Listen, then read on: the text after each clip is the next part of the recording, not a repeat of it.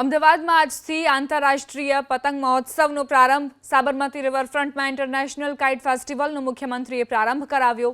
પતંગ મહોત્સવ જોવા માટે મોટી સંખ્યામાં લોકો આવ્યા।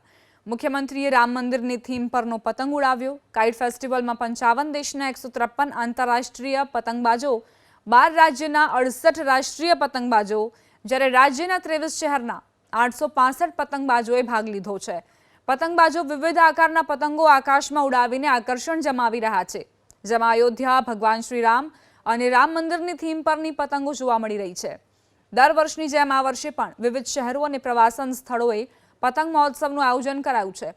અમદાવાદ સાથે રાજકોટ, સુરત, વડોદરા અને વડનગરમાં પણ આ જ રીતે પતંગો ઉત્સવ યોજાશે। ઇન્ટરનેશનલ કાઇટ ફેસ્ટિવલમાં આકર્ષણનું જો કોઈ કેન્દ્ર બની હોય જે કાઇટ, તો તે છે આ રિમોટ કંટ્રોલવાળી કાઇટ। સુરતના જે પતંગ રસિક છે તેમને આ પતંગ બનાવી છે, એટલે જ્યારે પણ ઉત્તરાયણમાં જો પવનદેવ મહેરબાન હોય કે ન હોય, પરંતુ આકાશમાં આ પતંગ ચોક્કસથી ઉડશે। આપણી સાથે જેમને આ રિમોટ કંટ્રોલવાળી જે કાઇટ બનાવી છે તે ભાઈ આપણી સાથે છે, તેમની સાથે વાત કરીશું। આ કાઇટની સ્પેશિયાલિટી શું છે, કેટલી રેન્જ સુધી જાય છે, કેટલો સમય લાગ્યો? આ કાઇટની જેમ તમે સ્પેશિયાલિટી પૂછી, સ્પેશિયાલિટી એ છે કે આજે આપણે માજાથી જે પતંગો ઉડાવીએ છીએ અને બર્ડ્સના ને આ લોકોના ગળાઓ કપાય છે, એનાથી બચવા માટે એક મેસેજ આપવા માટે કે તમે આવી રિમોટ કંટ્રોલ કાઇટ્સ પણ તમે ઉડાવી શકો છો, કે જેથી કરીને લોકોને જાનહાનિ નહીં થાય। બીજી તમે વાત કરી કે આની જે આની રેન્જ છે તે 2 કિલોમીટરની રેન્જ છે।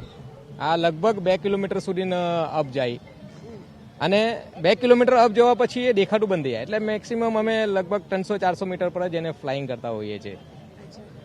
કેટલો ખર્ચ થયો હતો આ પતંગ બનાવવા? પતંગ બનાવવા પાછળ લગભગ 25-30 હજાર રૂપિયાનો ખર્ચ થયો છે અને ખરેખર બહુ મજા આવે જ્યારે અમે લોકો આને ફ્લાઇંગ કરીએ છીએ અને હવામાં સ્ટન્ટ કરાવીએ છીએ અને જ્યારે ગુલાટીઓ મરાવીએ છીએ, એક આનંદનો ઉલ્લાસ બની જાય છે। બીજું તો રાત્રે તો તમે એને જુઓ ને તો આની બ્યુટી ખરેખર બહુ સરસ છે, કારણ કે એની અંદર LED લાઇટો છે, ઘણું બધું ફંક્શનાઇઝ છે એટલે બહુ મજા આવે।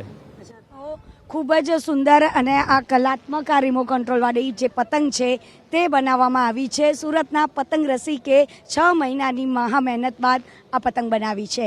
કેમેરામેન પિયુષ લેવા સાથે રાજલ બારોટ, ABP અસ્મિતા, અમદાવાદ।